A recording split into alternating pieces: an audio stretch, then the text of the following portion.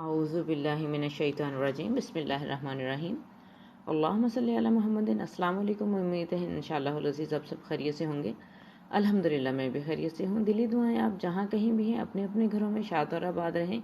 اور اللہ رب العزت سب کی دلی مرادیں پوری کرے۔ پاک ذات سب کو اولاد کا سکون دے اور سب کو والدین کی خدمت کرنے کی توفیق عطا فرمائے۔ اللہ تعالی ہمیں والدین کی خدمت کر کے جنت الفردوس میں جگہ بنانے کا موقع دے، توفیق دے، آمین ثم آمین۔ میں آج کچھ احادیث آپ سے شیئر کرتی ہوں جو آسیب، سایہ، جادو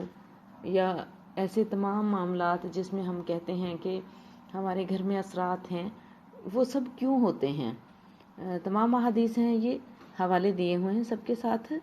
ایسا گھر جہاں داخل ہوتے وقت بسم اللہ نہ پڑھی جائے، جہاں تلاوت قرآن مجید کا اہتمام نہ کیا جاتا ہو، صحیح مسلم کی حدیث ہیں یہ دونوں، جہاں اللہ کا ذکر نہ کیا جاتا ہو، جہاں نوافل کا اہتمام بالکل نہ کیا جاتا ہو، صحیح بخاری کی حدیث ہے اور صحیح مسلم نے بھی روایت کیا ہے اس کو، جہاں کھانا کھاتے وقت بسم اللہ نہ پڑھی جائے، جہاں رات کے داخل ہوتے وقت دروازے اور کھڑکیوں کو بند نہ کیا جائے،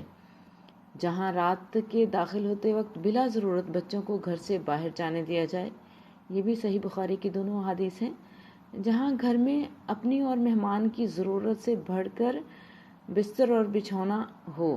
جہاں تنہائی میں غیر محرم مرد اور عورت کا اختلاط ہو، جہاں میاں بیوی